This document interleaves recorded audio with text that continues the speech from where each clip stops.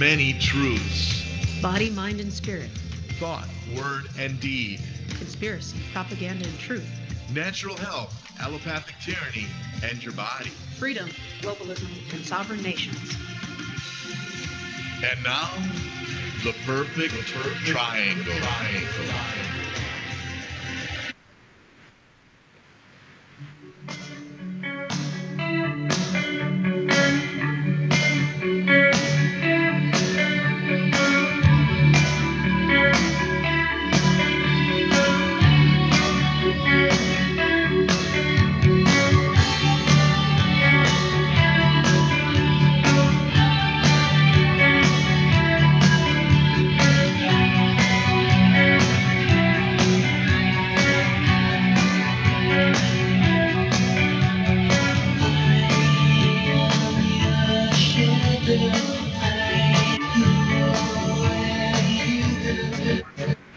Things that are, genetically modified organisms, and we're injecting them into little kids' arms. We just shoot them up.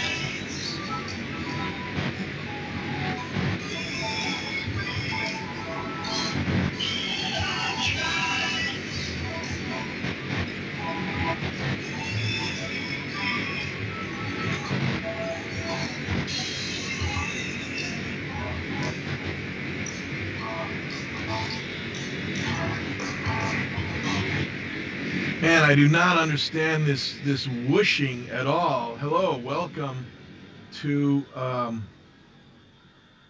episode 38 of the Perfect Triangle. Wow, it seems like it finally died down. That never ran into that one before.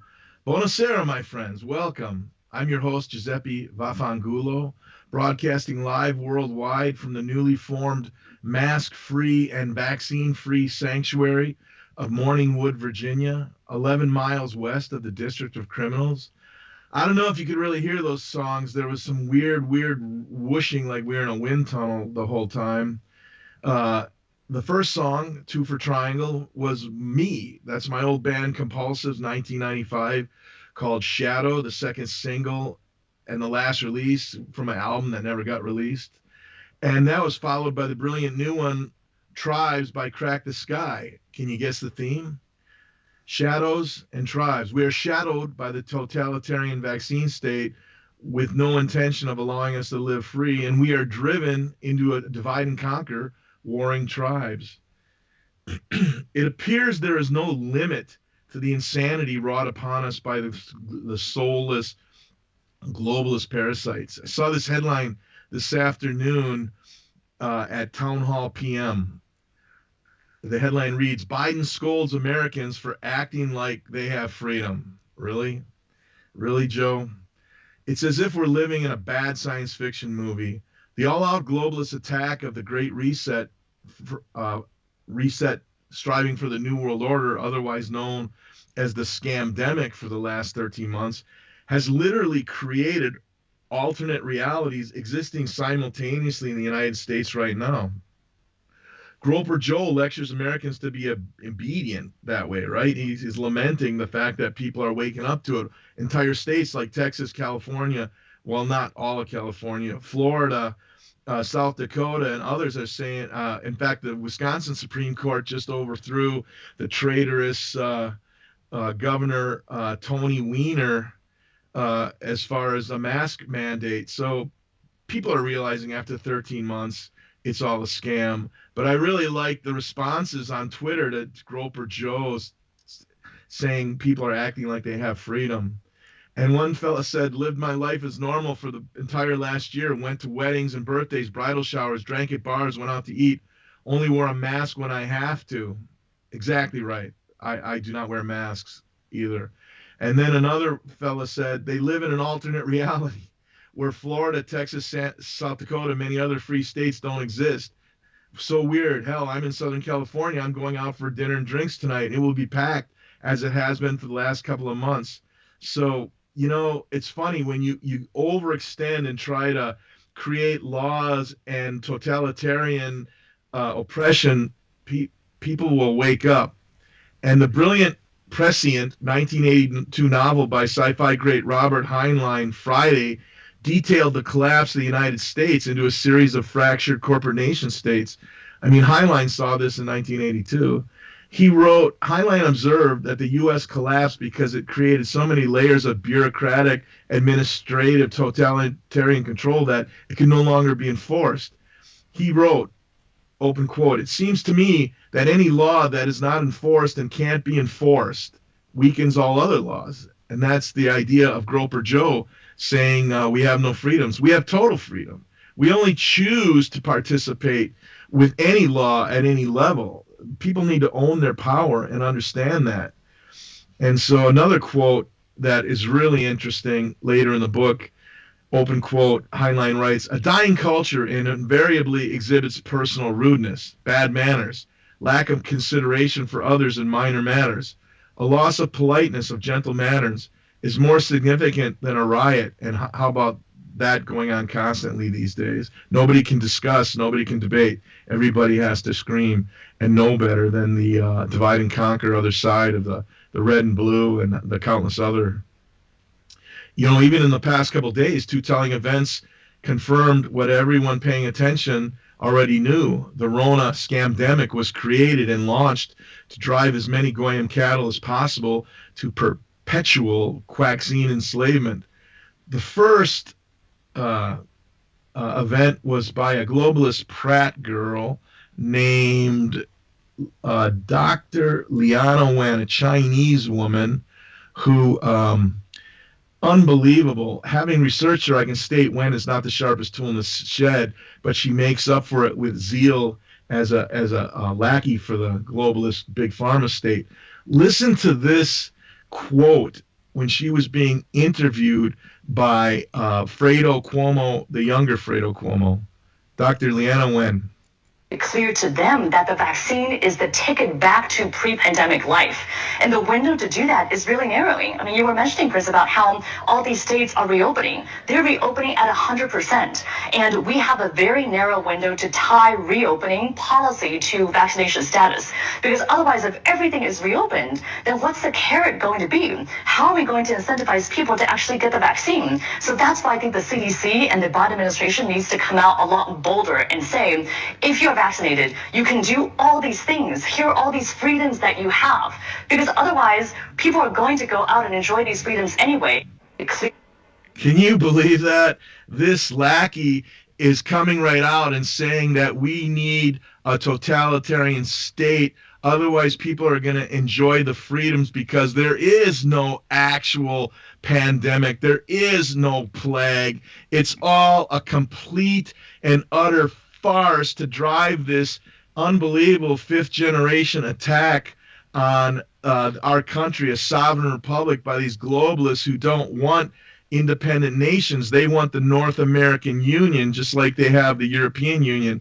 And right before we came on air, I found somebody put together a brilliant mashup of the goof when and the idea of you get a Krispy Kreme donut with every jab. This is really well done. We have a very narrow window to tie reopening policy to vaccination status. Because otherwise, if everything is reopened, then what's the carrot going to be? Activate opération Krispy Kreme.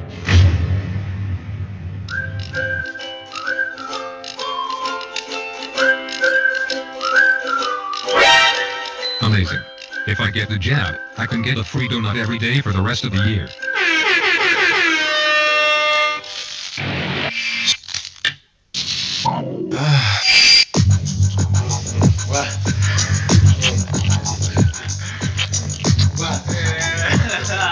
Getting fat, eating donuts if you're not watching the video.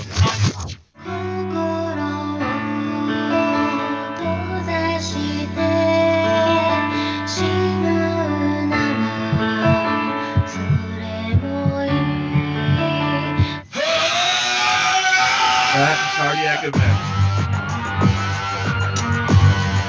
He is a gentle servant. We can save him. We will now administer localized regenerative therapeutics. We can build him back better. Build back better. Man, that is really well done. I mean, that's the whole ridiculous scam of it all. So let's see, where did we leave off here? The second telling event is the CDC actually came out with the complete final death numbers for 2020. You know, of course, certainly the greatest Rona plague of the 21st century has had to kill, you know, at least 50 million more people, right? I mean, my God, it's a plague. It's, we should be so afraid. We have to wear masks. It's so deadly. And guess what? That's not how it played out after all. 2018, deaths, all causes, 2,008 million, according to the CDC, which should stand for Clown Card Deceiving Corruptors, with lie after lie by these big pharma attack dogs. Deaths, all causes, 2,839,205. And now, 31 December 2020, the final total is what, 5 million? No, actually 2,838,621. So in reality, you have about 600,000 less deaths in the past year. The great Rona plague, the great one. And then finally, the cherry on the Sunday of lies and deceptions was the new CDC director, another one of those South Koreans all over the Groper-Joe administration, crying crocodile tears on how many people will die from the Rona. Actually, what I see is tens, if not hundreds of thousands of people dying worldwide from the untested, unproven genetic altering injection. I see 99.997% of Rona patients under the age of 65 recovering from what is just the common cold with a couple of scary gain of function bells and whistles added to terrify Karen and Darren into taking the magic jab. Good luck, Karen and Darren. You're going to need it. The three sides of today's perfect triangle are personal freedom, globalist bunny slipper on your neck, and blended realities. With that being said, I'd like to introduce my two co-hosts, David Scorpio, host of Operation Scorpio on Saturday, and Brutal Honesty, Chris Weinert, also a Saturday host. So how are you gentlemen doing today? I got to get Jimmy. Good, man. How you doing? Doing well. Doing good, man. Great opening. Gueseppi, it was pretty funny that CDC official was actually being quite honest for a change. And, Chris Cuomo is a big faker. He pretended to have coronavirus, and he just recently got caught pretending to lift a 100-pound barbell over his head a bunch of times. Totally fake. Fake news, fake everything, guys. Fake everything. We have a special treat today. Two A-list guests who happen to be good friends on their own. First, best-selling author and multimedia rising star Charlie Robinson, host of Microaggression and The Union of the Unwanted on YouTube, David Icke's Iconic Network, and numerous other podcast audio platforms such as iTunes and many others. And Charlie is the best-selling author of The Octopus of Global Control and the follow-up, recently a #1 on Amazon bestseller, The Controlled Demolition of the American Empire. And we're also joined by Revolution Radio impresario Jimmy Jean, probably has the best show on Rev Radio, Into the Microcosm. And now another version on Aftermath Media has drawn about 4 million people listening to the show, Clyde Lewis's big new network. So both these gentlemen are joining us tonight to discuss Bill Gates, the scamdemic, the decline and collapse of the American empire, and other lighthearted topics. And we'll be glad to take your calls an hour or two. Charlie, welcome to the Perfect Triangle. Thanks for joining us. Thanks for having me, man. Rising star. I don't know about that, man. Well, not according to Twitter. They want me gone. Yeah, again. Isn't that nutty? Hey, I have a question. You wrote The Octopus of Global Control in 2017, and that was like your springboard to get into broadcasting, because if I did the math right, you're on like show 110. By the way, your last podcast, Gates of Hell, was just brilliant, man. Really, really good. You. Yeah. So did you write the book and then you decided to dive into multimedia? Yeah. So I wrote The Octopus. It came out in 2017. And then I went out to promote it on I went out to promote it on podcasts, and I wound up meeting Jeff Berwick, the host of Anarchast and the owner of the Dollar Vigilante and the founder of Anarchapulco, the largest anarchist convention. I was doing his podcast, promoting the book. When we got done recording, we were just talking off air, and he said to me, it's all coming down, man. And I was like, what? Like what? And he's like, the banking system, it's a house of cards. It's all coming down. And I said, well, yeah, of course. And we started talking about it. And he said, we should work on something together. You interested in doing a book? And I said, yeah, I think so. So he sent me some ideas, and I sent him some ideas back. And that became The Controlled Demolition of the American Empire, which we started the summer of 2018. Now, I hoped it was going to be out in time in February of 2020, in time to launch it at Anarchapulco, his big convention that he has, but it wasn't quite done, and I was a little frustrated and thinking, damn, it would have been the perfect time. Well, 3 weeks later, the Corona situation happened, and we were like, whoa, we need to slam on the brakes and see how this thing plays out. And so we waited and waited and waited, and then in August of 2020, I said, I've seen enough, Jeff. How about you? He said, yeah, me too. So we finished up the book and put it out on the Friday before elections. And it became a #1 bestseller on election day, which is just the perfect irony, because if you read the book, you'll never vote. You know what I mean? You have no interest in any of that stuff. So in between that, the podcast started in Macroaggression started in March of 2020. So it kind of went book, podcast, but to me it did, but as far as everyone else is concerned, it went book, podcast, book. But it's just more a function of timing. We were sort of hanging out to see how the Corona situation developed, because we knew it was going to be an important component of the book. And it's funny because when you write about, the end of the American Empire, if we had put it out when I wanted it to come out, which was February of 2020, people would have been like, yeah, maybe, sure, I guess. When you put it out after you go through 6 months of Corona, everyone goes, oh yeah, we 100%. This is good. I think that's why the book did as well as it did, because the timing of it, and everyone kind of was prepped for it over the last couple months leading up to it. So by the time when you're trying to introduce the concept of everything coming down, well, if you do it in the middle of a pandemic, it certainly does seem to be a little bit more relevant than if you do it before the pandemic.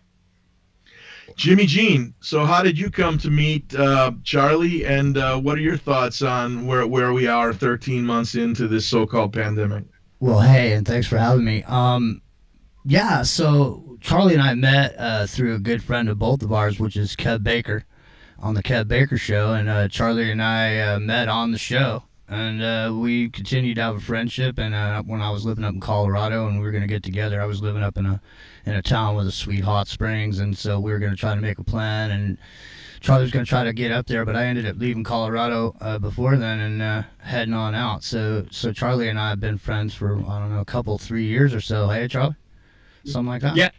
Yeah. So that's how we met, and we've done quite a few shows together. And Charlie's just a great guy, man, and got a good energy about him, and he's got a real handle on what's going on. So it's always great to be in a conversation with someone, and with the respected host that you also have on your show, Scorpio. Nice to see you, bruh.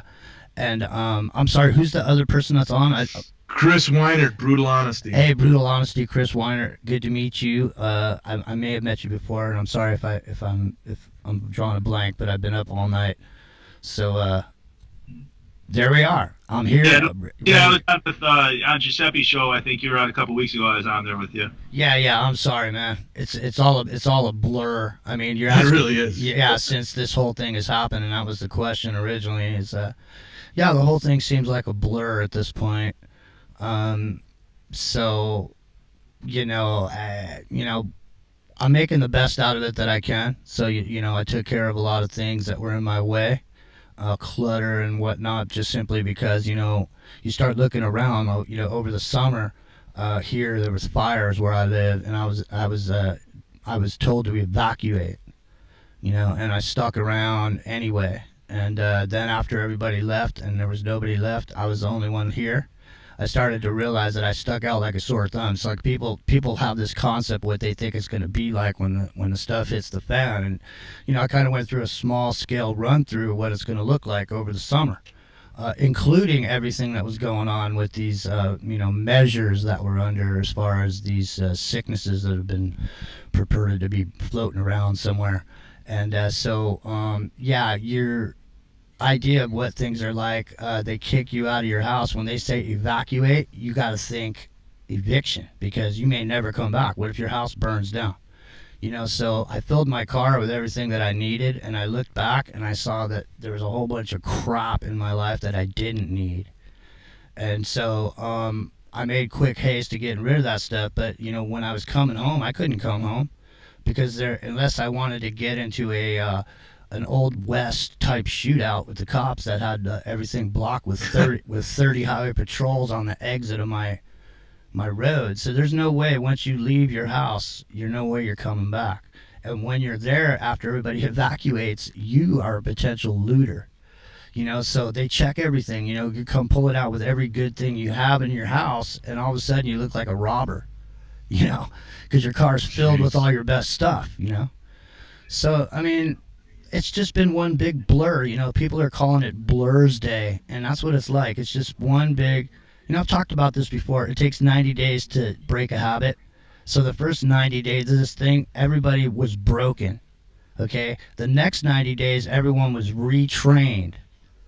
Okay? And now everybody's running amok, because now people are just trained to do what they do, and they're just doing it because they're just like Pavlov's dogs. Just ringing the bell, and everybody's been retrained. So I'm trying to do my best to stay out of the fray, I don't go outside of my door every day looking for a fight about, what I know and don't know and think and don't think, I pick my battles, and for the most part, I'm done fighting, man. It's like I'm not here to convince anybody of anything. Make your own decisions. Yeah. You know what I mean? It's like, there's enough information out there. It's just I don't want to put my energy into it. You know what I mean? I got better. I'll build a shoe shine box and go shine shoes down at the train station. I mean, I would get more out of it. You know what I mean? Instead of getting, people don't want to hear it. People want to beat up on you for showing them the truth or whatever. They don't want to hear the truth. People really don't. That's really the bottom line. Well, many of them don't. Dave Scorpio, why don't you jump in? Hey, great observations there, Jimmy. Excellent story. And Charlie, really nice to meet you, man. And nice to meet you too. Yeah, I thought you brought up some great points too about how the financial system was coming apart, and it was becoming clear to a lot of people that the financial system was essentially unraveling like a cheap sweater. Yeah. And what they've done is, this COVID thing is the perfect cover, so it's not their fault. It's like, hey, it's an act of God. COVID happened. It's not our fault that we mismanaged the financial system, and that basically the whole financial system is a Ponzi scheme. It's provided the elite controllers incredible cover, and unfortunately most people are buying right into it right now. Yeah, about a little over a year ago, when I was at Anarchapulco 2020, so middle of February 2020, I did my presentation. The book was, in my opinion, the book was almost done, but we were waiting on some things. So I did the presentation about what the book was going to be about, and I talked about financial collapse.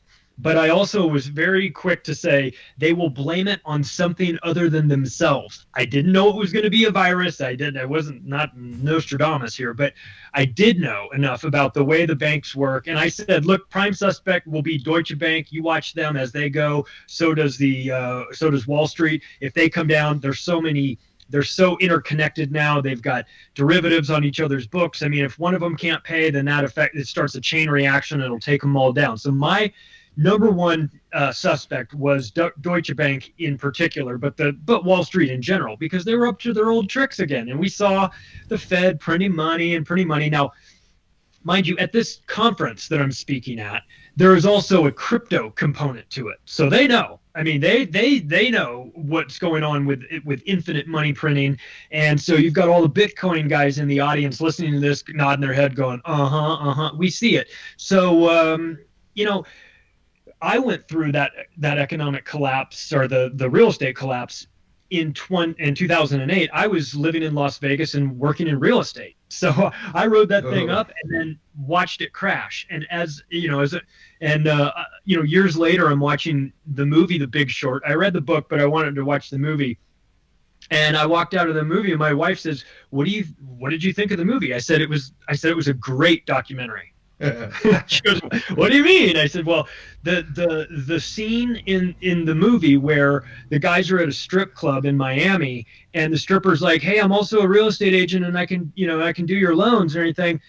I had that exact same thing happen to me in 2004 when I was selling new homes. I had a guy come in with his real estate agent, and she went to the bathroom, and I said, it was an older guy. He looked like he'd been up all night. I said, 'How long have you known your agent?' He goes, 'I just met her last night at Cheetah's. She's a stripper. She's also does real estate.' And I was like, 'Oh my God.' Then she sits down, and I'm trying to play it cool, and she goes, 'I'm also going to do his loan.' I was like, 'Of course you are.' So Jimmy joked about going to shine shoes. There's that old saying about, like, once the shoe shine guy is telling you stock tips, it's time to get out. Well, once the stripper is doing your loan, it's time to get out of the housing market as well. And so I was sort of predisposed to understanding a financial collapse, not because I'm some financial expert or anything, but because I'd gone through it. And I saw a lot of the same signs. I saw this irrational exuberance. I saw a lot of people. I saw the Fed printing money like crazy, and I was thinking, this is not going to end well for us. And of course, what's happened in the years since I gave that presentation was that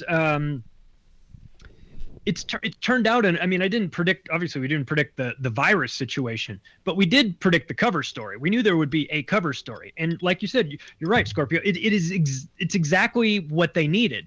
It's you can't really blame anyone for it. You go, oh, it's just it's just a natural virus. So what are you going to do? Get mad at the virus? Certainly wasn't our fault, the bankers. Yeah, but it was their fault, and it is their fault. It continues to be, and yet they're going to skate by on this and not have any sort of negative repercussions from it until it all comes down. And then we'll look back in the history books, and it will be like one of the chapters I put in the new book was talking about debasement of the currency and how, I'm always thinking, well, the Federal Reserve is just printing money out of thin air. Well, in the book, we talked about how back in the Roman days, they had a concept called, there's the book. You had a concept called coin clipping. They'd take the silver or gold coins and they'd clip little pizza slices out of the edges, and they do it all around the coin, collect all those things up, maybe do 4 or 5 different coins. You get enough together, melt it down, and make a new coin. So they were debasing their currency back then because they had overextended their military and they were putting in place ridiculous government policies, and they needed more money that they couldn't support. So they started debasing their currency. So I'm watching this.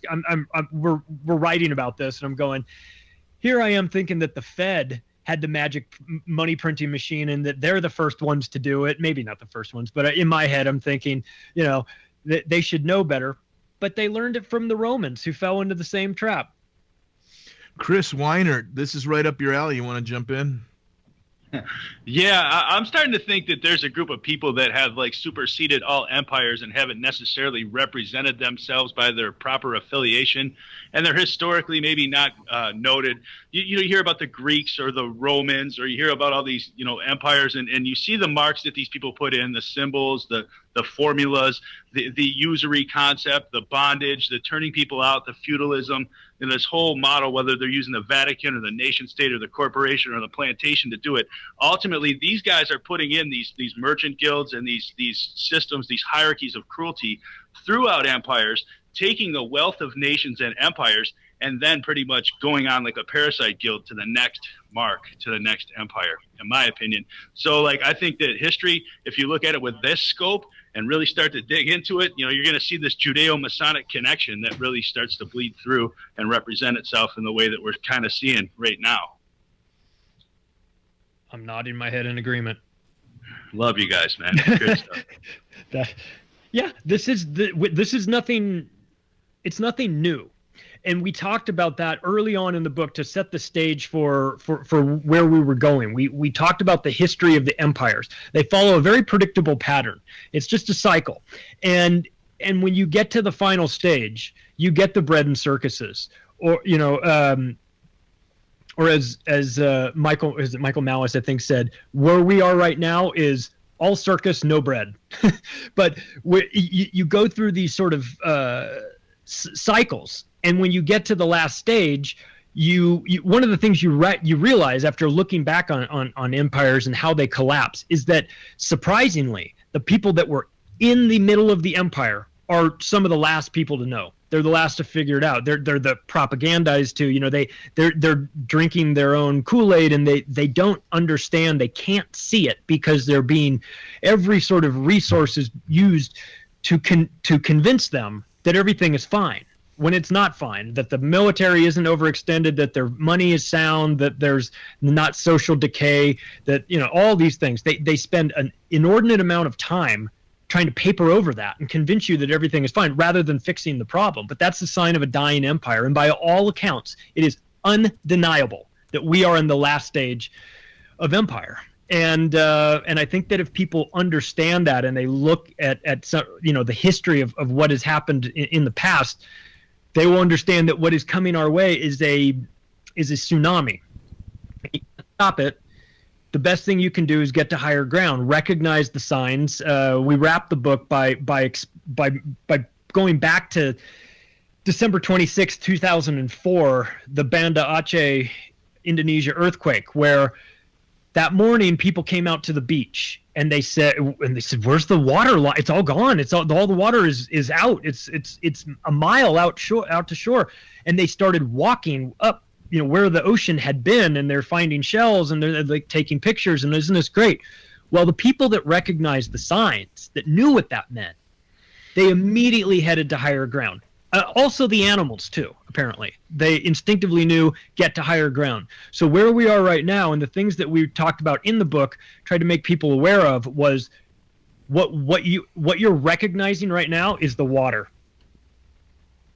You know, the water is gone. What do you do when the water is gone? You head to higher ground. You grab the people closest to you. You say, no time to explain. Just trust me.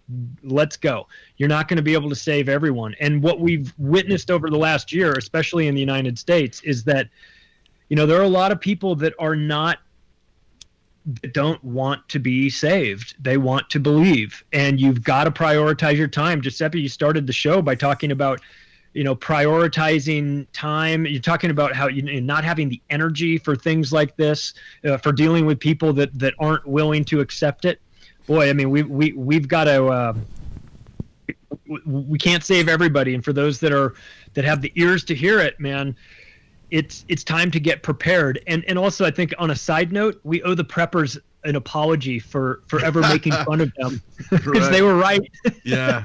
Jimmy, what do you think as far as the divide and conquer between the Karen and Darrens and the Larrys and Marys who are totally trusting the government, trusting Tony Fauci, trusting Bill Gates, trusting the celebrities who are telling them to get the jab, and what are your thoughts on all this?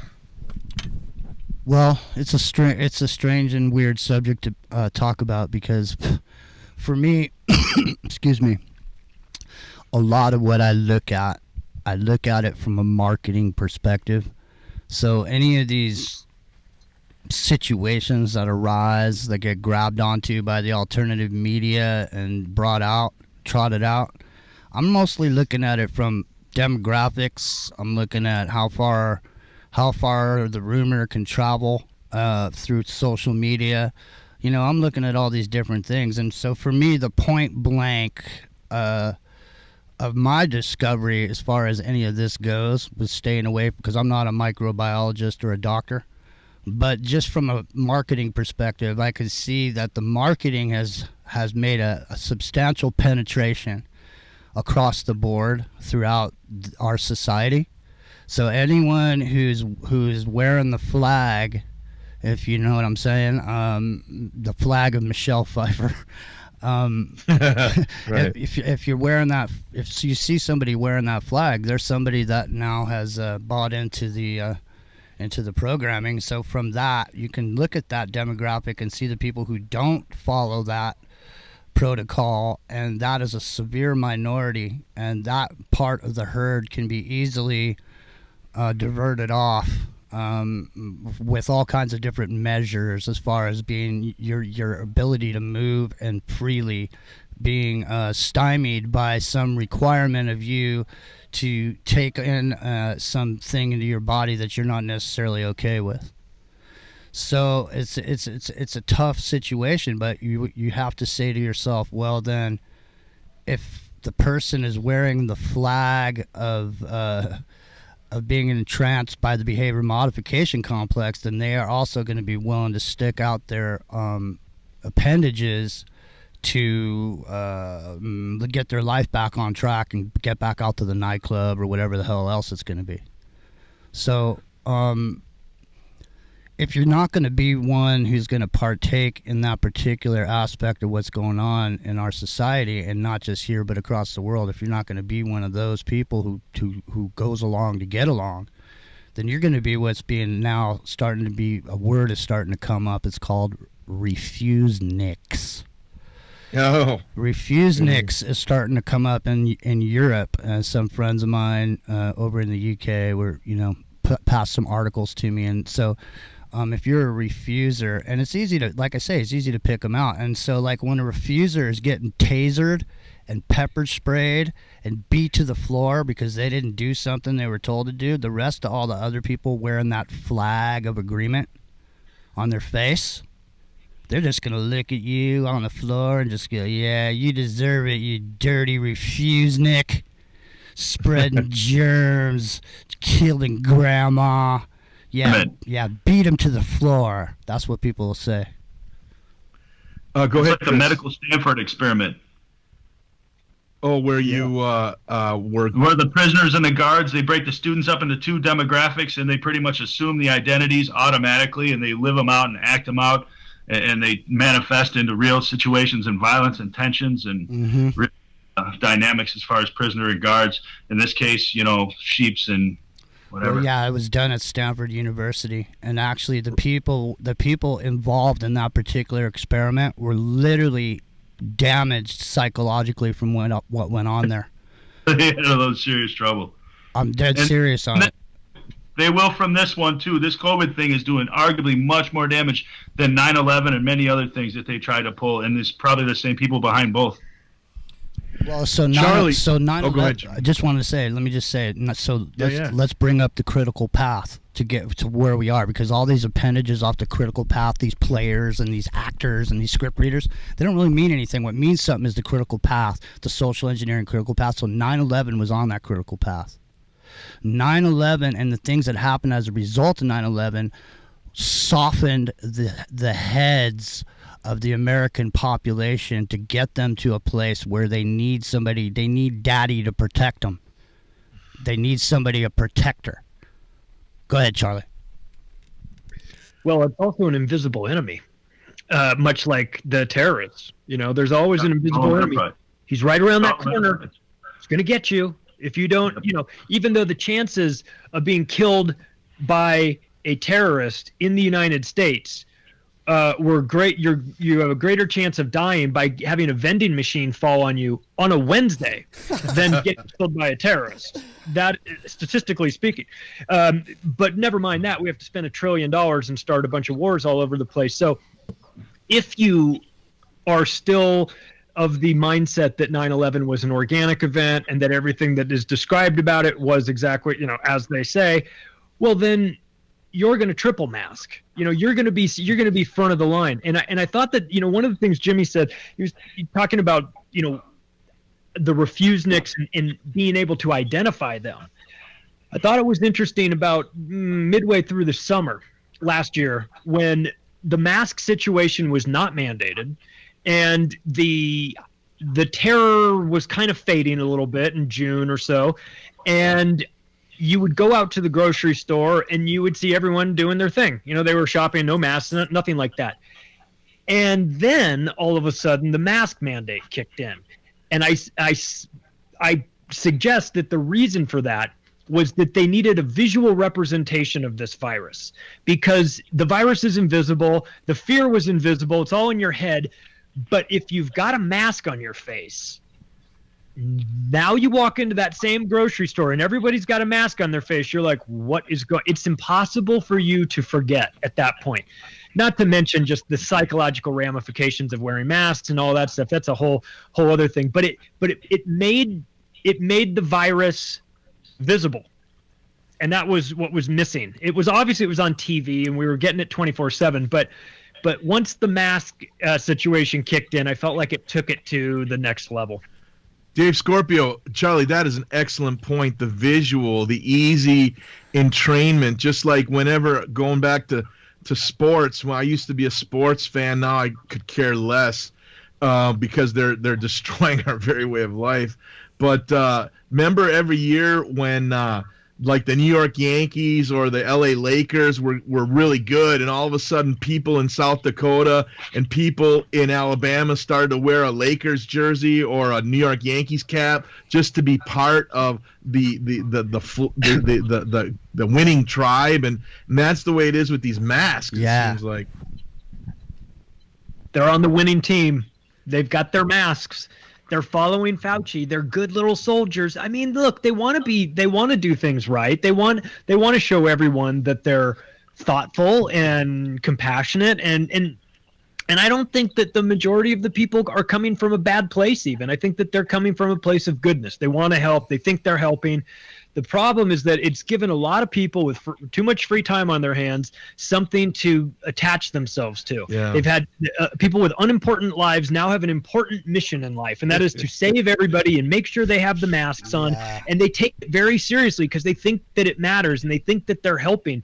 And so if you take that away from them, they cling to this so badly. What happens if the mask mandate goes away? Well, then what are these people going to do? What are they going to bitch at you about in the grocery store? It gives them purpose in their life. And that's, for people that have nothing else going on, I suppose that's very important. But it's being handled in such a bizarre way. And, it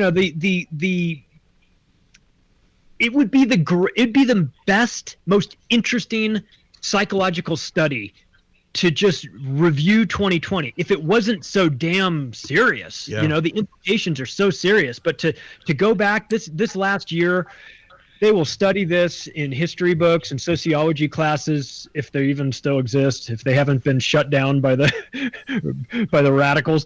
They will study this for decades.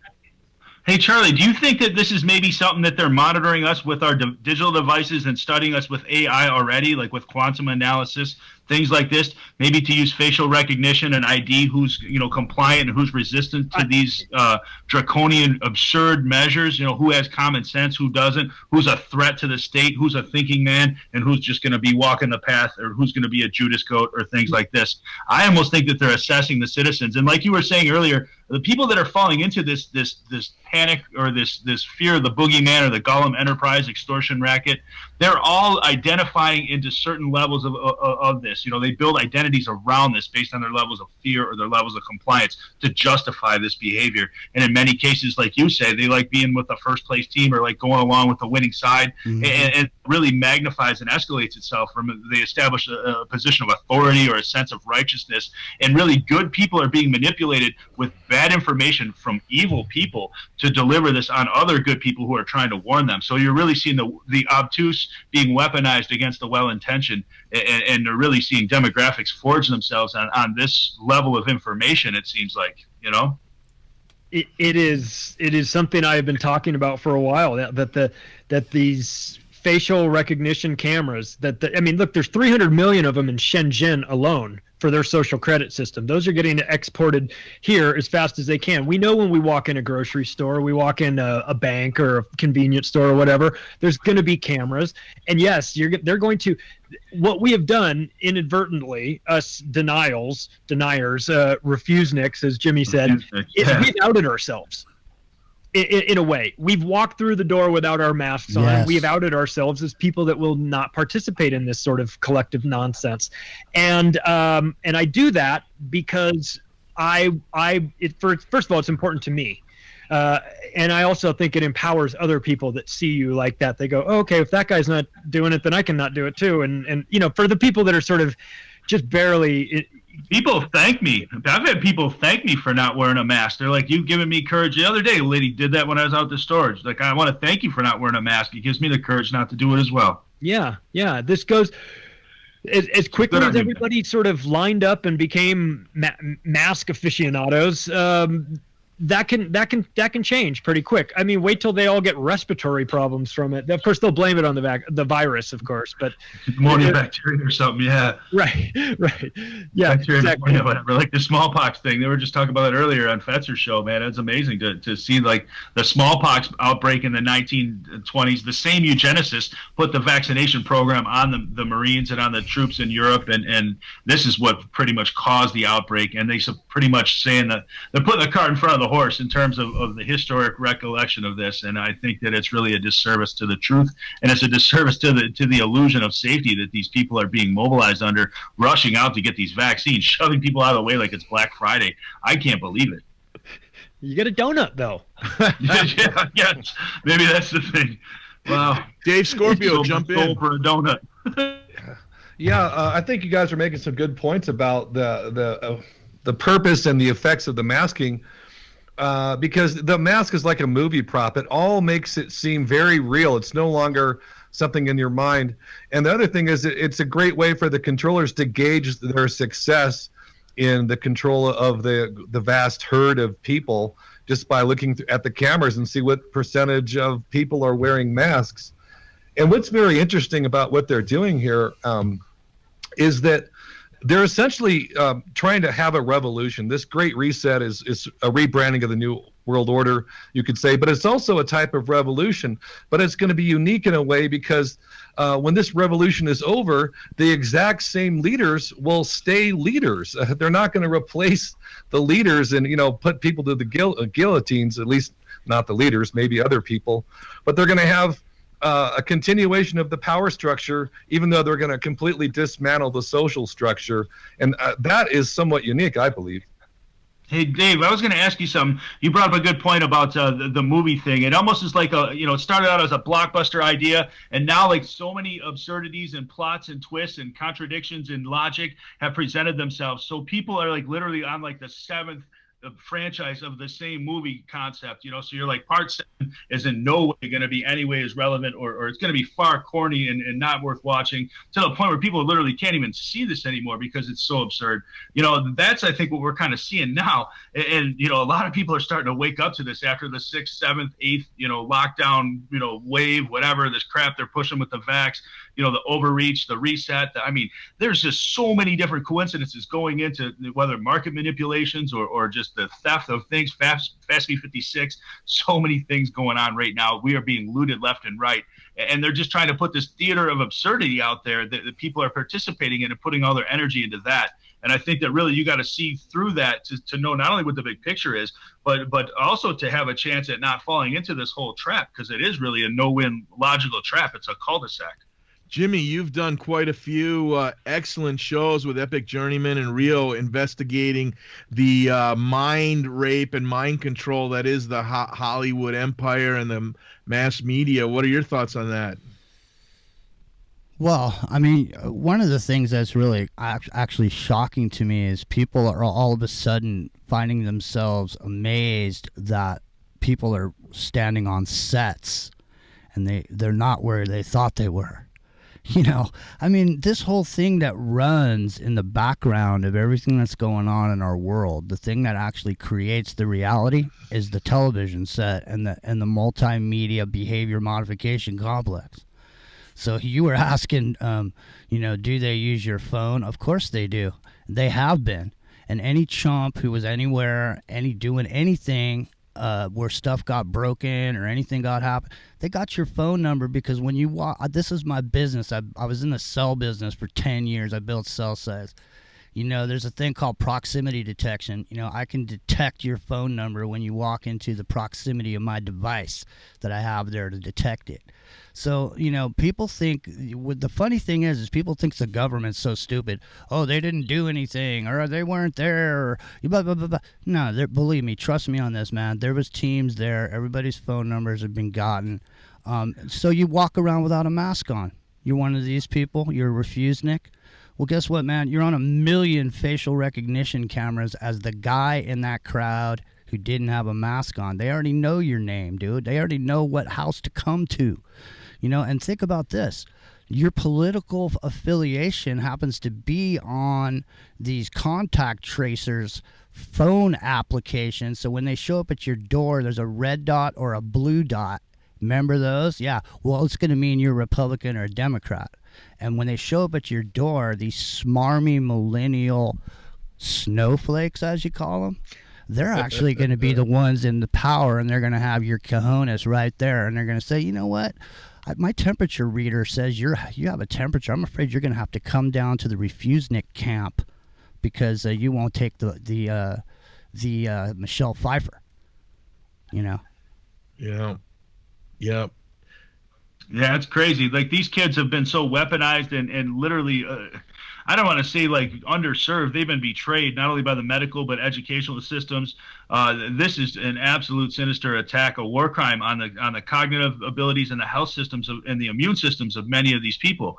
And this needs to be called out as such. And to be calling it a vaccine is such a disgrace to the term, and it's an abusive language. I think that you really should be calling it something along the lines of a war crime, and really this should be seen as such. And this conversation can't even be had. It's laughed out of the room from the mainstream media. So that should be a dead giveaway to anybody that's on the fence or not even sure about what's going on here, because these guys aren't really covering up for them. 65% of their ad revenue comes from these people. So you think they're ever going to say anything bad about them? One the other swear, but Okay, that was a great rapid first hour. Stay tuned for hour 2 of The Perfect Triangle with Charlie Robinson and Jimmy Jean. Okay, I dropped the studio. Oh, good. Great first hour, Hey, man. we're Great on hour. YouTube over here, so just so you know, like cool. we discussed previously to the show, and what I was gonna get to right at the end of what you were saying was that millennials have no sweat. Maybe we can talk about this when we come back. Millennials have no sweat equity in this world. Okay, the people that built everything, they're dead.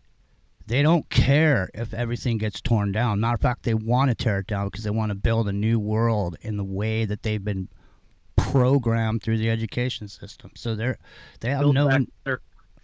Build back a better Build-A-Burger. Yeah. Yeah. Have you looked at that logo? That is 666 lowercase b's. I mean, they don't hide what they're after at all. All of them are, man. Look at like the Google Gmail, like the symbol for Google 666. I mean, Ameritech. I mean, it's everywhere. It's crazy. Hey, Charlie. I talked to Ron today. So, like I said, I was gonna, and so I'm gonna send him over your podcast to check out. Ron Patton. Yeah.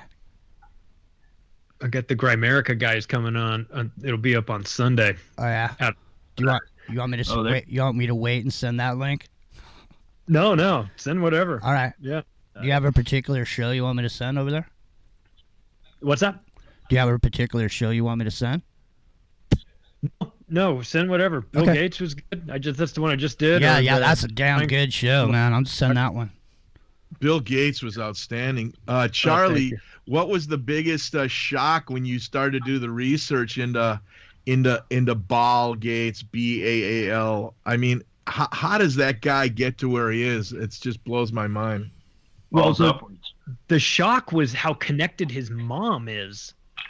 Well, I was waiting for you to mention on your show that his mother's father owned the Federal Reserve Bank of the state of Washington. Right. Yeah, there's that too. I didn't even mention that. Yeah. I mean, it was like there's so much going on with this guy. It's hard to even know where to start. But it came, I came to the conclusion, I think like a lot of people have that have really dug into this guy, that it's not accidental. Got to go back. Position that he's in. It seems set up. And he has a mission. It's 4:00. Go back.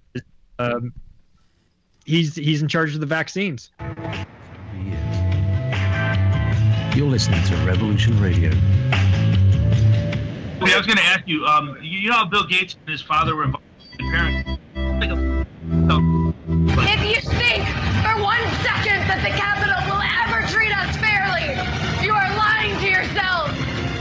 Because we know who they are and what they do. This is what they do, and we must fight back. Yep, I absolutely agree with that.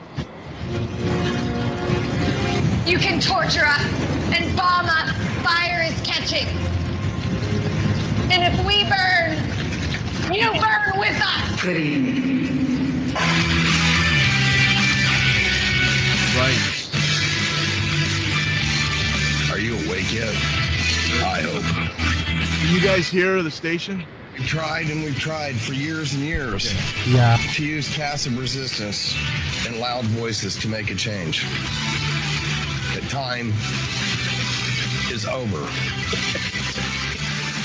Your governments around the world have no other goal than to decimate your entire existence at the hands of the bankers and the elites. The war is coming, and it's your choice to decide if you want to be a warrior or a victim. Denial is not a choice anymore. Revolution Radio, freedomslips.com, the #1 listener-supported radio station on the planet. Not giving up. Revolution Radio.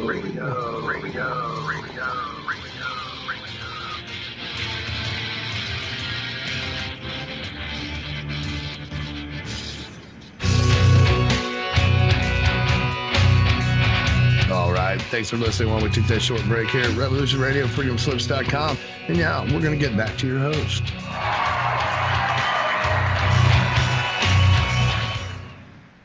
Welcome back to Hour 2 of The Perfect Triangle. We're joined by honored guests Charlie Robinson and Jimmy Jean, and we'll be back to second hour in a moment. But first, remember, Revolution Radio has been around over a decade, like going on 11 years actually, and it was started by the great Mike Ringley, known as Nighthawk. As Jimmy says, the Revolution Radio is the house that Nighthawk built, and he set out from day one, no corporate sponsorship, no say in editorial content in any way. This has always been and intended to be and will remain a free speech platform.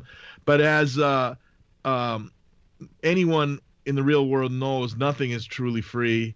And so we need your help. You know, we just had after relentless hacking attacks, the back end guys, Mr. Rowe and Monster 383 and Joe Tones put together a really robust new Delta server for Studio A and B. That all costs money. And we all the hosts, all the management, we all donate our time. Nobody gets paid, but the costs are, $2,000 plus a month for all the technology, the cloud stuff, and all that. So we ask that you donate. If you go to the new website, freedomslips.com or revolution.radio, it's got a real nice, clean look, and there's a button right there that says donate if you want. If you're old school, scroll to the bottom. One of the management team, Lady Horse, she puts her address there. You can mail her a money order or a check or what have you. And another cool way, if you want to represent, because Ringley and the new head honcho, Thomas a Mad Painter, are great artists too. Ringley was a great musician and songwriter. I mean, that guy was just a multi-talent. It's sad he passed so soon. And they developed all kinds of logos. And at the Zazzle store, Revolution Radio Zazzle store, you can get hats, T-shirts, bags. If you want a pair of Chuck Taylors, they'll print Chuck Taylors. And there's so many cool things. And if anything you should represent right now, not the fact that you got, we'll use, Jimmy's going on YouTube, so we're not going to say jab, we're going to say Michelle Pfeiffer as the code word for any kind of injection. And there's this one goof who got the Moderna Michelle Pfeiffer, and he got a tattoo of his barcode on his tricep, rather. I'm like, what is wrong with people? I say that about 20 times a day. What is wrong with people these days? Everybody wants to be a special snowflake. So Zazzle, if you want to represent something real and important like free speech, wear a Revolution Radio T-shirt.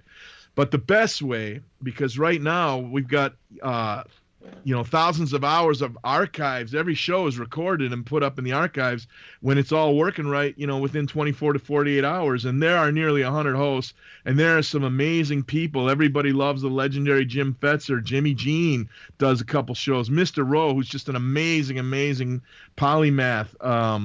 Well, the stuff we do, people like what we do, and there's so many others, nearly 100 hosts. If you go to Patreon, look up Revolution Radio, and sign up to donate $5, $10, $20. $10, that's just a Starbucks Vente Macamuki Mocha, whatever crazy name they're calling it this month, or it's just a big ass Chipotle burrito, $10, but that'll keep us going. And if you sign up for Patreon, then we know the money's coming in. If you've ever owned a business, it's great to know you have a steady stream of income every month, not chasing around to make your nut to pay your rent and bills and blah, blah, blah. So please, if you go to Patreon, the good news is they're going to lock the archives down soon. So only the Patreon subscribers get access to the archives. That's coming soon. Right now, the archives are free, but they aren't always going to be. So head over to Patreon and please sign up. You'll really be supporting the most noble of causes, free speech at Revolution Radio. So back to the two guests, Charlie Robinson, Jimmy Jean, as well as my regular co-hosts, David Scorpio and Brutal Honesty, Chris Weinert. So we started and then we hit the break. Charlie, what was shocking to you about Bill Gates, who's essentially building an empire through creating a vaccine monopoly, which is so wrong in so many ways? And you were going off on him really great in your show. I was really enjoying it. Well, what he's doing right now, taking the vaccines part out of it, which is tough to do. Let's focus on what he's doing with the food supply. He is invested in Beyond Meat. He is one of the number one financiers of that. That is the Impossible Whopper, things like that you get, the plant-based meat, the fake meat. And he's heavily invested in that, which isn't in and of itself anything necessarily nefarious, except that the Impossible Whopper has 18 million times more phytoestrogen in it than the regular Whopper, and is only 5% fewer calories. So it's not a diet substitute or anything like that. His investment in that is one thing. He was at one time the largest individual shareholder of Monsanto, which makes GMO seeds. And he was the financier of the Svalbard Seed Vault in Norway, which holds 3 million seed ascensions of actual real seeds. So think about this. He's got the real seeds hidden away in a bunker in Norway that's 1,100 kilometers south of the North Pole. It is 400 feet up a mountain, 300 feet inside the mountain. Then he's drilled this whole place, and they've got all the real seeds there. So you're never going to get to them. He's simultaneously financing GMO seeds so that you can have the fake food. He's financing the Impossible Foods, more fake food. And he's now the #1 owner of farmland in America, which I suggest is not just to get access to the food, but probably also to gain access to the water and the water rights. So he is locking down the food supply in a way that should be alarming to people. Clearly, he's going to get pushback on the vaccine, and should. That is probably #1. But let's not lose sight of what he's doing to the global food supply, and that is a guy that you do not want to be in charge of that.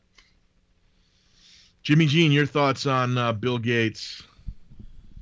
Well, where do I start? But I'll start here. You're muted. Yeah. I was just saying, where do I start? I'll just start here. The thing about it is they broke up AT&T. So companies are not allowed to monopolize things. So when you see somebody, an individual like this person that we're talking about, with access to ungodly amounts of money, there's really nothing that you can't do once you get to a certain level of money, literally. So if somebody if somebody becomes a trillionaire and they have $1 trillion, is it okay for them to just go around, buy everything up? I mean, the thing about people don't realize, and Charlie, maybe you could know a little bit more than most about this, but China owns so much real estate in the United States. The right to own property. Well, your enemy comes in and just starts buying up property in your country, and they're buying it up at bargain prices because, your president signed the bankruptcy of your country away for $7 trillion that day when he signed that off, and we're in receivership now. That's why everybody's running for the exits, grabbing as much booty as they can before the whole shithouse comes down, like Jim Morrison said. We got a serious problem when people's money dictates their ability to affect the world in a way that's not positive. There's nobody standing in the way of him and anything he wants to do, because it's all about money. And as long as you got enough of it, man, you can stuff pockets from here to till. I mean, look at those people up in the Congress and Senate, man. Those people got that big soprano wads hanging out of their suit pockets. Their $25,000 suits and their $15,000 ties that they wear up there. John Kerry's ties cost $15,000, man, because they have JK all over them, everywhere on the whole tie. It says JK. But Charlie, doesn't China own a substantial portion of the United States of America? And aren't international trade zones constitutional free zones? So really the Constitution doesn't apply in these international trade zones? Well, they've got the Port of Long Beach now, which is the Oh, shoot. My bad. That should be alarming. That's where the bulk of and it's smart from China's standpoint. Why not?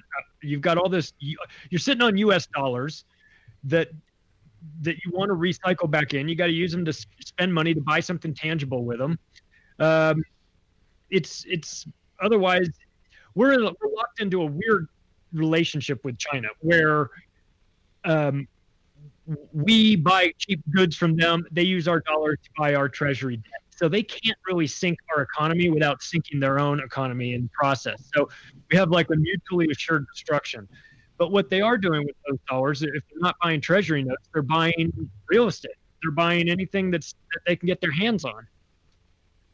Yeah, Jimmy's right. So they're like the old Saudi guys. Hey, Charlie, they're kind of like the old Saudis, right? Yeah. Right? Yeah, when Bush drove the price of oil, went up to like $300 a barrel. How much money was made during that period of time when oil was $300 a barrel? They let all the 100-year almond farms in California, they let them all die out, and you go drive down the Highway 5 now, you see a bunch of oil derricks out there pumping oil. No more almond trees, but plenty of oil derricks. And what are we going to do?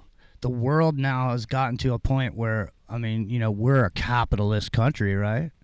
So we support capitalism, don't we? So when somebody's an entrepreneur like Bill Gates, like he invented it in his garage. Yeah, right. Right.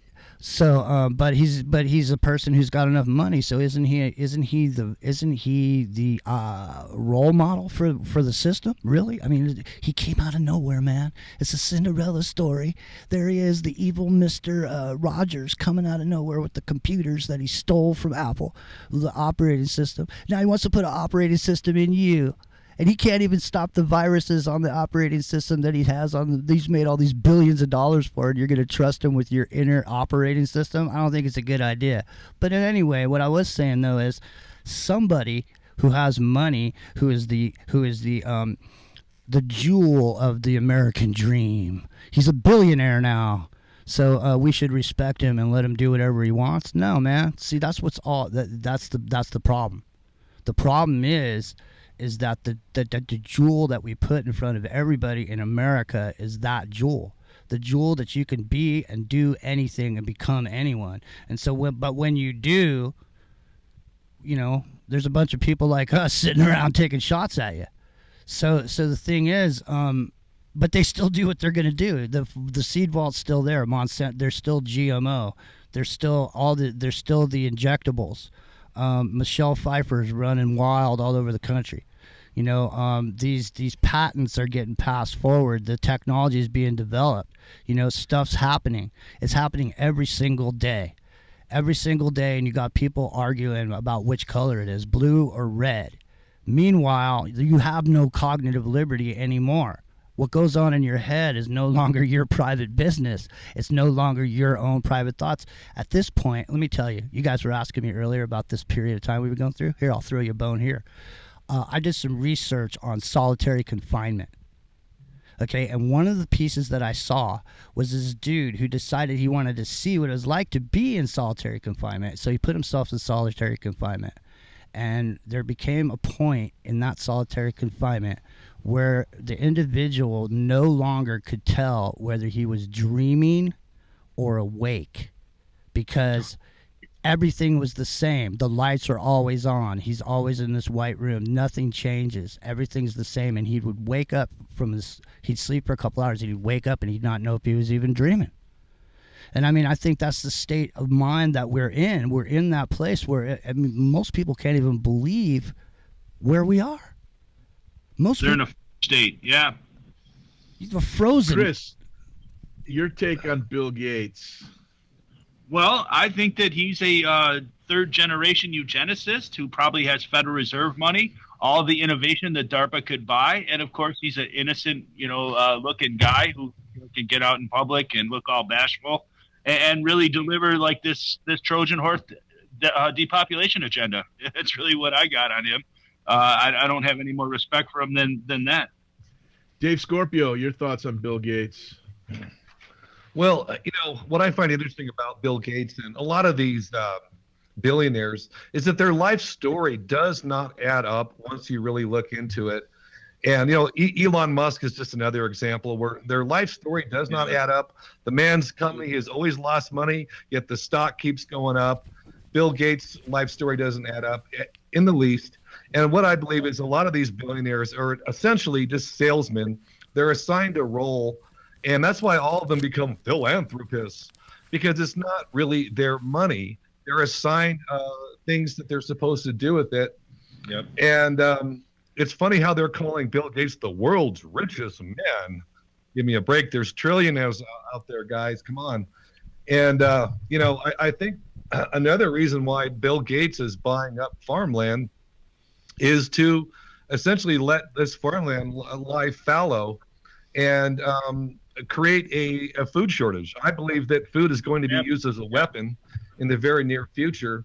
Yep. And, you know, I always think about those slimy black bars that they showed people eating in that movie Snowpiercer.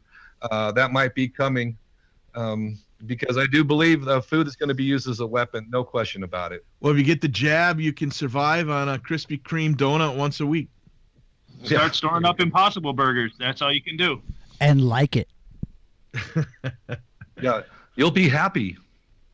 You'll own nothing and you'll be happy. You'll love it. You know, I mean, so Charlie, you people any other thoughts on Bill Gates? Because I tell you, man, that was one of the best, most succinct 1 hours of tearing that guy apart I've ever heard. And you there was no fat. It was all prime meat and well done. And how do we wake people up to this guy? You know, he may not be the Antichrist, but he'll sure do until the real one gets here, right? Well, yeah, for sure. And it's funny what Dave said is really important about these guys having a role, a specific role. And what you see is that the origin stories are the same. You've got Bill Gates coming out of a Harvard dorm room as a freshman, starting a transformational technology company that he moves to the West Coast, steals even more technology, and then becomes a 100 billionaire and decides to become a philanthropist. Well, guess who else has that same story? Zuckerberg. Identical. Yeah, right. Who has the Rockefeller? The garage story. Hewlett Packard, Google, and all these companies started out of a garage in Palo Alto. There's two Rockefeller, Morgan. Yeah, it's crazy. We've done a bunch of work on this, and a lot of the PhD dropouts from Stanford Research Institute, Stanford University. You know, so they're contacted by whoever. You know, government can't own companies, but government has all kinds of technologies that it needs to get out. So government goes to some dude and goes, "Look, man, boom, why don't you drop out and come over here and start this company up?" And so that's what happens. You know, Scorpio is 100% correct. And a lot of these guys, they're just like, you know, they're playing a role. So my name's Elon Musk. I get a black credit card from my benefactor. I fly around the world. I do this stuff. I look like I'm the guy. But am I sitting in my back porch with a pencil, honing out my plan about how to get to Mars and figuring out all the equations that I need to do? No. He's sitting on his patio smoking dope like he did on Joe Rogan's show. And he accidentally released some photos, I guess, yesterday on his... he tweeted out some photos of a UFO over Mars, if you're interested in that.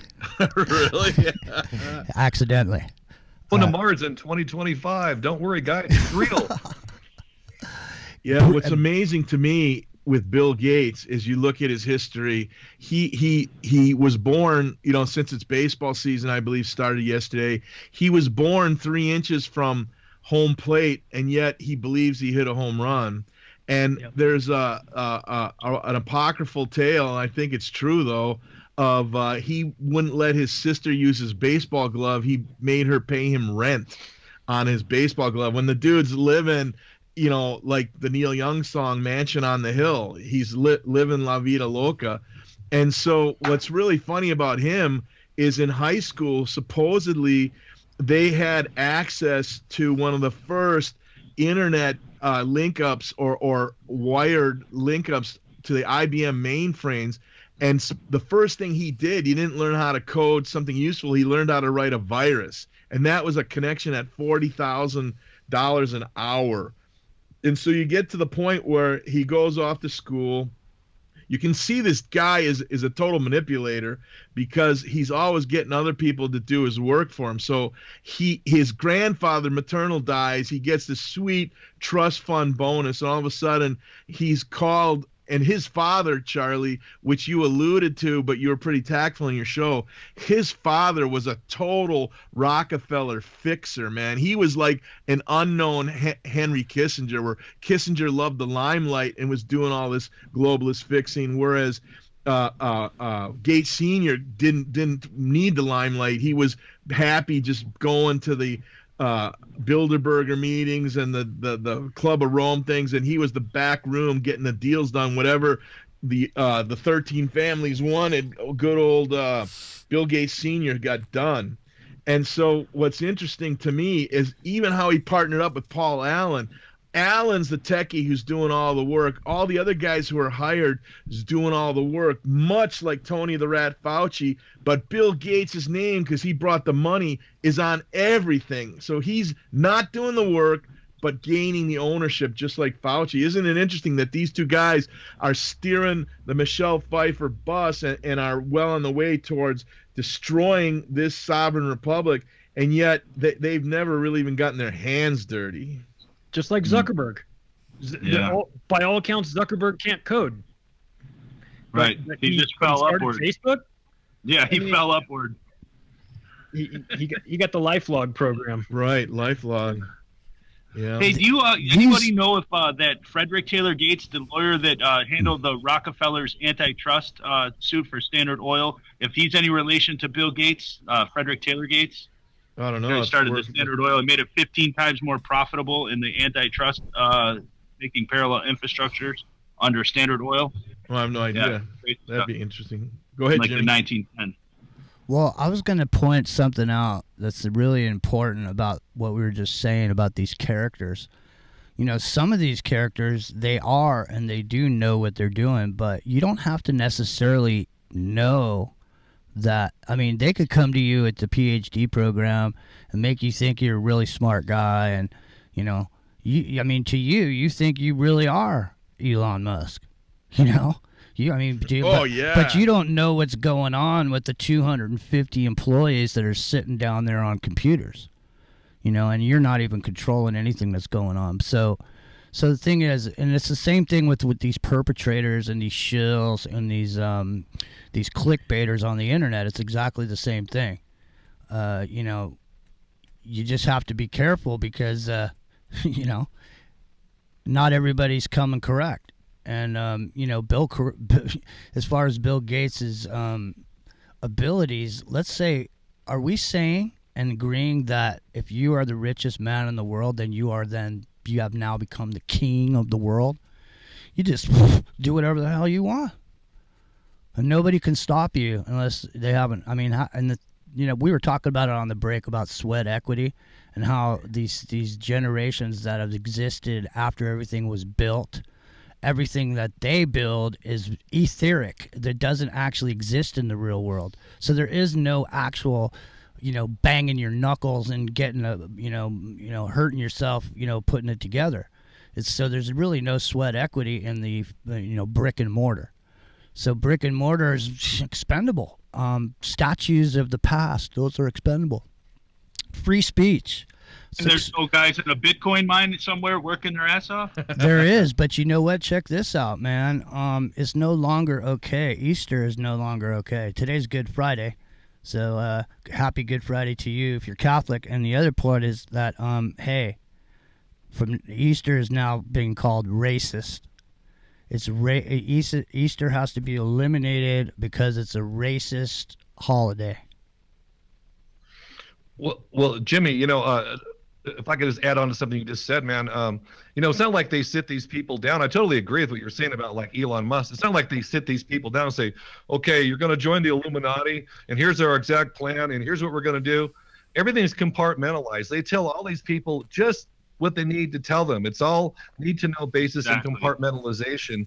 And that's something we need to remember when talking about these people. I don't think very many people get the full sit down and say, okay, you're in the Illuminati now, and here's the master plan, and here's a copy of the book we're following. I don't think it works like that. No, and it's like I was saying with the internet. It's like if there's somebody on the internet who's shilling, they don't know they're shilling. They think they're doing the right thing, but somebody in the background is financing that by somehow. So they're making money, and they're keeping that person alive and letting that person spew their garbage because it ties into the social engineering that's going on. And the person that's sitting behind the mic, that doesn't mean that they're part of the Illuminati or anything. They're just they doesn't even mean that they're shills, that they're purposely trying to lie to somebody. It's just that they don't even know it because they're not. I mean, look, it's so easy to manipulate people. And when money, like we're talking about with Bill Gates, when money is the thing that everybody wants so bad, then when you have unlimited money, you can have anything you want. I'm just asking that. I keep asking that question, man, because the society that we're living in, this way that we've built our whole way of life in America, Bill Gates' character shouldn't be the evil character. He should be the jewel of the story. So I keep asking you guys, what happens when maybe we should decide that capitalism maybe is not the way to go? What do you guys think about that? So I mean, and I don't mean that in a philosophical way. Like, I'm not trying to go down a political road, but what I'm saying is capitalism, as far as money being the object of our existence. Do you not think it's time to move out of that to that framework? Well, it's funny, all the names that we have, such as capitalism and communism, they're all just scary terms. There's never been real capitalism. It's always been tied to usury, and it's always been tied to controlling who I'm gonna allow you to do this as long as I get my 5%, I get my 15%, and you run this through me. It's always a series of organized criminal endeavors. Just like, in theory, communism, Karl Marx, when he wrote it, he was trying to urge people to think of a worker's paradise, but there's no worker's paradise. There's no paradise, period. But all these isms are always trying to drive people away from owning their real power and forming into types of collectives. And the sad thing is collectively, this country, you're supposed to be the founding fathers wanted you to be able to vote. And Jefferson said every 20 years the government should be thrown out. And yet now, masterfully, in the last 110 years, the internationalist usury parasites have essentially wormed their way into this country and control everything. They control the money. They control the federal government. They control big pharma. They control big agri. They control big education. Go down the list of. They control big war, the military-industrial complex. So what is it that globalist usury doesn't control? The only way to offset it should be a government of the people, by the people, for the people, and that's what a lot of these Mongoloids and patriots think is going on. But in reality, what we've had for the last 110 years is a government, especially the last 40 years, is of the parasites, for the parasites, by the parasites. And there's no bigger example than lowlifes like Pelosi, Mitch McConnell becoming 8-figure wealthy because they serve the Chinese or they serve big oil. Yeah. And it's a representative government, right? Where's the representatives? Is anybody up there representing any of you? Has anybody gone up there and said, taken your viewpoint up there and helped make law? No, man. They're all up sitting there. Do you know there's what is there? There's 235 times. There's 3 lobbyists for every congressman and senator at $60,000 to $120,000 a year.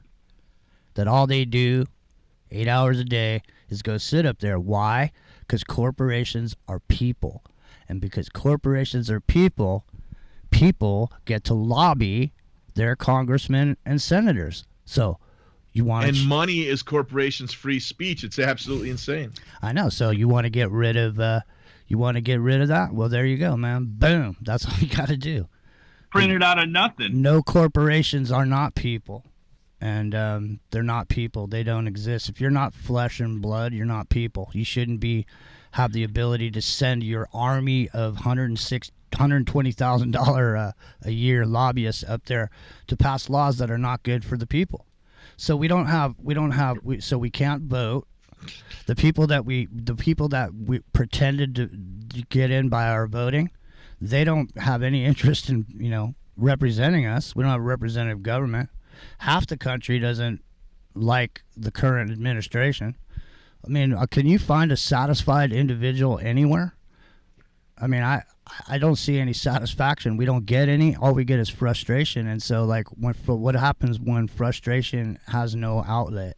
It has to come out somehow, and it comes out with people setting cars on fire, like what's about to happen with that verdict when that guy walks because he didn't kill that guy. This whole country is going to be like Rodney King, and people aren't even really talking about that anymore, hardly at all. Well, Charlie, you wrote the brilliant book with Jeff Berwick and the Controlled Demolition of the American Empire. How far along are we, and how do you see this going the next year or two? Well, we're at the end stages. That's sort of undeniable. The criminals have gotten access to the house, and they've rekeyed the locks. That's a good way to put it. We're on the outside looking through the window going, hey, what about us? Are you going to represent us? And there's no intention to represent us. This is what we made a comparison to the way that the Soviet Union broke apart in the late 80s, early 90s. And how that sort of is the outcome for America, which is, it started with debasing the currency, dragging them into an unwinnable war in Afghanistan. They did 10 years. We're in their 20 years. So that is awful. Politicians were stealing anything that wasn't looted or wasn't nailed down. They were inviting oligarch friends in to help them privatize anything that they could, anything that was governmental.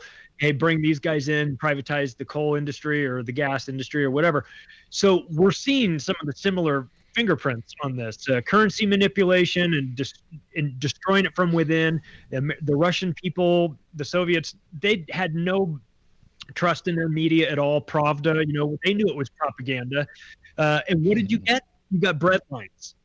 And where are we going? Bread lines. Yeah. And so I hate to say it. I'm an American. I want what's best for America. I want only good things. But that's, unfortunately, is how we see it. It's pretty frustrating. Yeah, and I thought that Jimmy and you just made some great points about capitalism and how it's really, we've never had true capitalism. And one thing we need to realize is that fractional reserve banking as it's currently practiced is nothing more than legalized criminality. That's what it is. And as long as the base of our system revolves around people, they can just print up money and give it to whoever they want covertly. Then we're going to have real problems. We're never going to have any kind of an honest system. And until people see that is one of the root problems, we're just going to spin our wheel. Yeah, these people are traitors that run the Fed. I mean, look at all the things they fund and subsidize, whether it's Monsanto or DARPA, technocracy, weapons, military industrial complex, education, all these things. They have their thumb in every pie of every crucial aspect of our life. And it's not an accident. It is for control. It is to bring us to this system dependency or the logistics in I'm getting a bad echo. Sorry. You guys want to go to someone else, man? I'm going to drop out. Sure. Charlie, what are your thoughts on the next 60 days with Joe Biden? Like I said in my intro, he's like, you don't actually have any freedoms. Well, I believe that I do. And the people I quoted who replied to him, they're going to restaurants, they're going to nightclubs. A lot of people are living their lives just like Sweden did the whole time. And as I made the other point is that the death toll in the United States is 500,000 less than it was in 2018 when SARS, the original SARS, was a nasty bug. I had that. And so, there's Scorpio again too. What are your thoughts? What are we looking at for this summer? Well, the rest of the year. Well, Jimmy mentioned the potential riots coming from this verdict. I was going to USC in '92 when the Rodney King riots happened. I was in South Central Los Angeles. I know how fast that can happen. And I unfortunately, I think we're headed to something like that. We got a little taste of it last summer. And so if we get that again, that'll be yet another reason, an excuse to crack down on freedoms and liberties and things like this. It's all problem, reaction, solution when you get right down to it, whether it's a manufactured event or whether it's an event that happens organically that's then hijacked and used for the reaction and manufacturing the reaction and the solution. They never miss a beat. They never miss an opportunity, as Rahm Emanuel said. You never let a good crisis go to waste. The United States government, in conjunction with their criminal enterprises in the media, look for things like that. And if things don't happen organically quick enough, then they just manufacture them, either through false flags or through these NGOs, blatant fakery from the media. Now we're getting into a world where we have digital technology that can make anything look like it's real. So we're in a weird spot where you can't even believe your eyes anymore. And you know that the media is lying to you. They passed the Smith Modernization Act of 2012, which legalized propaganda in the United States to be used on Americans. And I would suggest they didn't do that just to sit on it. They're definitely using it. So we're getting legally lied to by a bunch of people that don't have a problem lying to you. And like you said, they're looting everything. They're looting everything too, Charlie. It seems like everything that's tangible value, they're looting or trying to run people off their lands, like around the Great Lakes, and even on the West Coast. They're trying to run people out of their lands and off their property left and right, not only by socioeconomic means, but by terrorism and running these mercenaries in many cases into these places. It's not an accident. This is the FBI probably knows about this. I'm sure that the politicians know about this. It's almost like they predict it, and then they play these things like they're organic things, or they're real things, and they use them to take away our rights or take away our guns or take away everything else. And it's totally a trick. It's theater. Yeah, because the United States is bankrupt. The United States is in receivership. Those fences were put around the up in Washington because eventually people are going to be pissed off. The thing is America as we knew it is gone, man. If you can't realize what we saw as far as our process is concerned, if we can't rely on our process and the people up there are not representing us, then where are we? Are we in the America that we, want to hold on to so much? I don't think we are anymore. And realistically, like I was saying earlier, every place there's an international airport in this country, you draw a 50-mile ring around that. That's called an international zone. And within that zone, there is no constitution. It's international law. So if you look at the Constitution-free zones right now, if you go over to I can't think of the name of that organization. There's an organization, I can't think of it. It's a liberal organization that fights for people's rights. But anyways, ACLU. ACLU. Go to the ACLU website and type in constitutional free zone, because every place there's a border. There's 100-mile zone from that border. Everywhere there's an ocean, there's 100-mile zone from the ocean. So when you start looking at the country as it exists on that map of constitutional free zones, and start realizing you're not living under the Constitution. That's why it doesn't follow the Constitution, man. Well, that's because we're not living under the Constitution, man. What is it going to take for people to get a clue of what's going on? Look, and 2/3 of America's population falls within that constitutional free zone. As well, because it's all of the edges of it. It's really devious, and you never hear it talked about. Is that like the International Republic of Chaz? Yeah, except they're not trying to grow corn on pizza boxes. Not a Soros NGO. Right. Wasn't that implemented not that long ago, like in the 70s or 80s? Something like that, yeah. Not even that long ago. So like he's great. It's just a lockstep thing, no doubt. They've been laying this in since the end of World War II, probably longer. So like Charlie said, you got the Long Beach port, you have the 10 freeway that runs all the way through the United States of America. You have a super highway that's built down in Mexico. At one of the biggest ports in Mexico. This highway was going to go directly from Mexico all the way up to Canada, and just like you brought up earlier, the North American Union and all that stuff that people used to talk about all those years ago. People should maybe take a look at that again, because there may be an Amero, but it might be an Amero that's a Bitcoin style coin, and there may be no borders, because like we all listen. If you're going to do $3 trillion of infrastructure, you're going to build $3 trillion of infrastructure, where's them construction workers going to come from? Because the average construction worker in America is 45 years old. So there's going to have to be labor. So if you need labor, where's it going to come from? Are people going to get out there and start getting into construction? Probably not. So why don't you turn the border into a money-making operation? Hand people an Elon Musk phone that's trackable anywhere. And then charge them $2,000 to come in, let them stay for 90 days, and when the 90 days is up, you send them a signal on the phone. If they don't leave, you grab them and throw them out.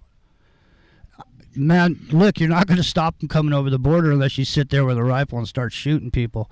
So start letting them in, and as they let them in, how about you let us out? How about a big how about a big brain drain from the United States of America? How about if they don't want to use the talent that they have here in America? Let's spread our talent throughout the world. Let's just go wherever the hell we want. I'm sick and tired of it, man. I've had enough. I want something else. I need something more. My America. Why should we leave? They suck. Why should we be the ones that have to leave? They're the ones that suck. We should forge our own alternatives outside of their system. I think that going to things outside of their currency system is a fantastic thing, like gold, silver, barter, trade, labor, skills, things like this. We could really, outsource the 1%, just like they're trying to do to us with robotics. You're 100% correct on that, man. Jimmy, I think you made some great points, and it's clear that democracy is really just a facade.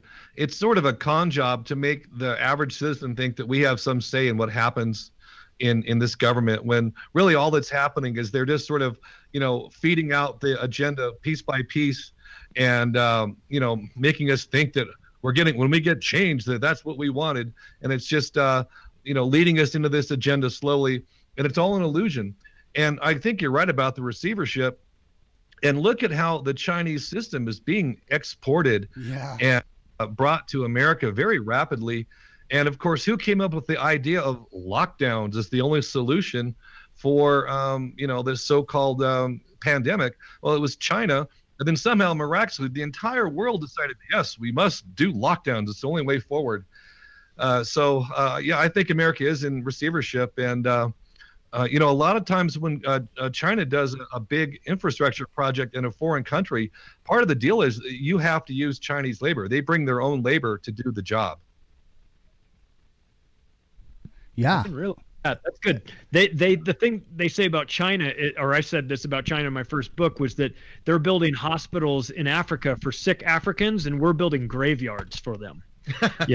That's the difference. Why the African continent has embraced the Chinese infrastructure projects is because they see them as at least partnering with them, whereas they don't trust us, and they shouldn't trust us. We've given North Africa no reason to trust us.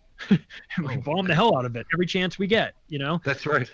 Well, our economic model of partnership is to blow shit up, and the Chinese build stuff. That's a big difference, and they've done the same strategy in South America as well.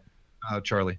Yeah, and that's actually what got me started in this whole thing. In 2007, I read John Perkins' book Confessions of an Economic Hitman, and he lays out the plan in particular with the country of Ecuador, how the IMF and World Bank were off to the side, and Perkins approaches them and says, hey, listen, you got a great topography here. We can put a big hydroelectric power plant here. It'll generate electricity. It'll pay for itself in a decade, and you'll be good.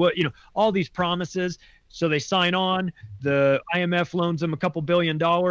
His company, Maine, which is like a Halliburton, comes in, builds the thing, and guess what? It doesn't pencil out. And then what happens? Well, like any good loan shark, they come with a baseball bat one night, knock on the door, and say, you owe us a lot of money, and we've come to collect. You don't have the money. Well, I guess we can work something out. Why don't you privatize your fishing industry and sell it to our buddies, or privatize your lumber industry, or let us build a U.S. military base, or vote our way in a UN resolution, or some shitty deal that Ecuador didn't want.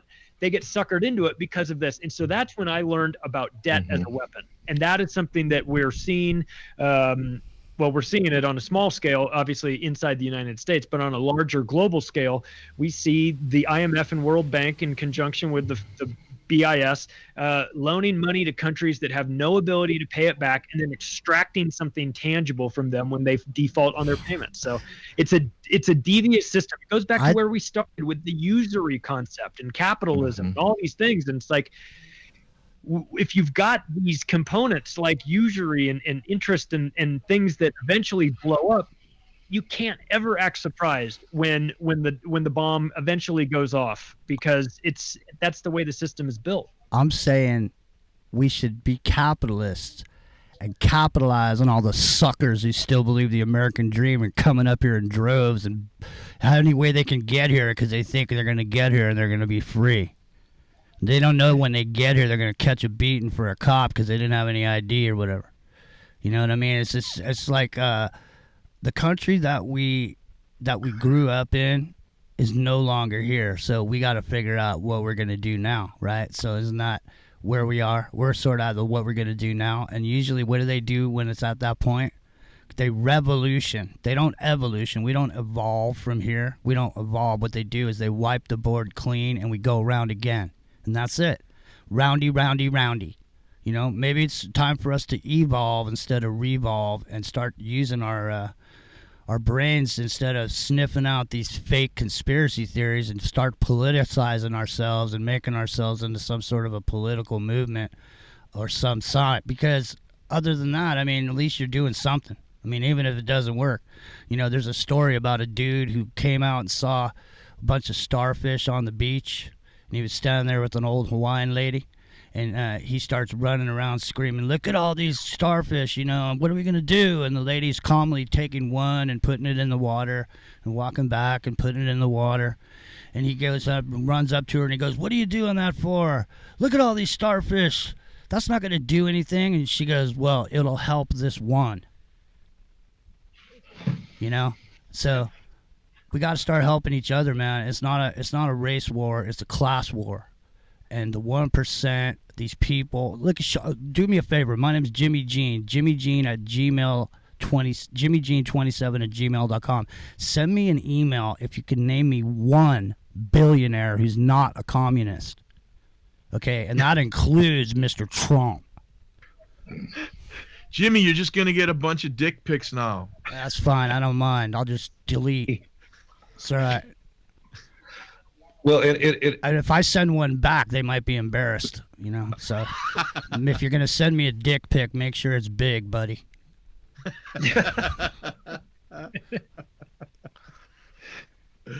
Anyway, excellent point, Jimmy. Excellent point. No, seriously, yeah, seriously though, his wife's father was a supreme communist over in his past, and the very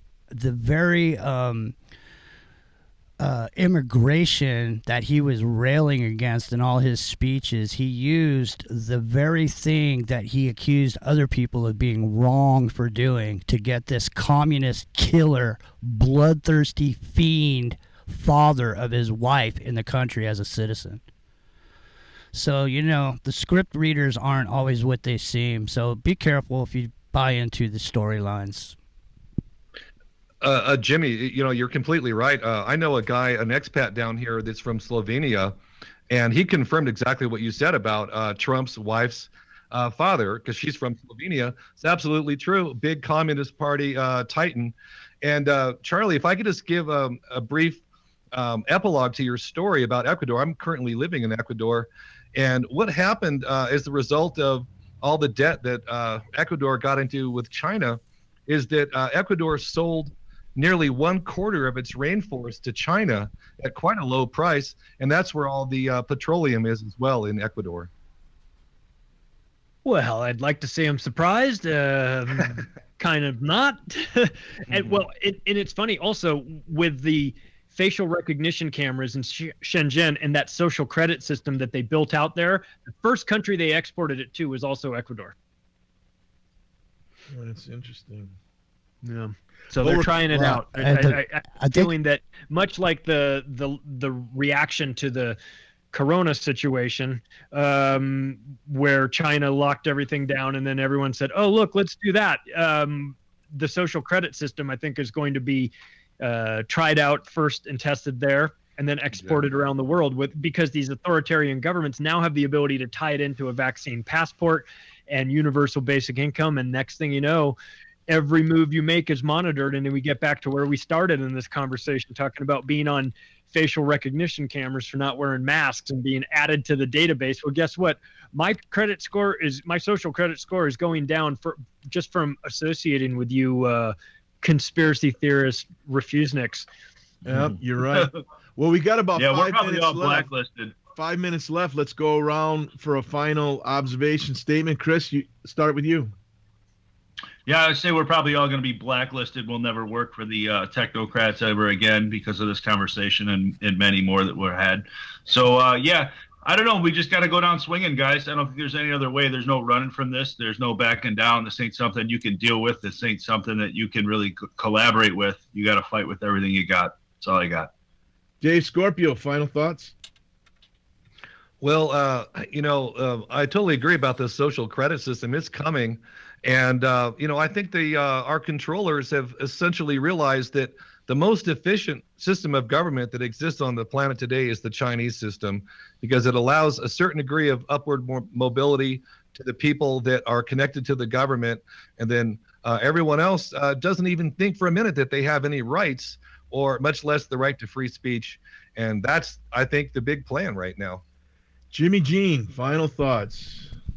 Well, I just want to say, I want to reiterate, I think it's a moment for evolution, not revolution. And if we gotta do something to get ourselves out of the situation. No one's gonna do it for us. There is no savior. Nobody's gonna help us. The 1% cares about the 1%, and that's it. And they built a narcissistic, capitalistic society where the only thing, he who has the gold rules, man. It's the golden rule. And the golden rule is not that. The golden rule is do unto others, And on this Good Friday, try to do unto others as you would have them do unto you. And turn the other cheek whenever you get the chance. And I'll be back tonight at 11 o'clock Pacific right here on Studio A if you want to join us.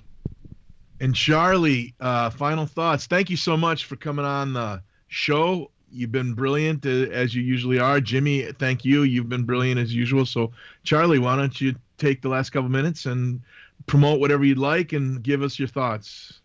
Well, thank you for having me. It's been a whole lot of fun to hang out with you guys for a couple hours. I think one thing I would wrap up with is if you're trying to wake people up to the insanity of this, the vaccines, the masks, the all of that, it is imperative for you to prioritize your time and energy. There are a lot of closed minds out there that don't want to be open. Don't waste your time with them. You're going to feel frustrated. You're going to get nowhere.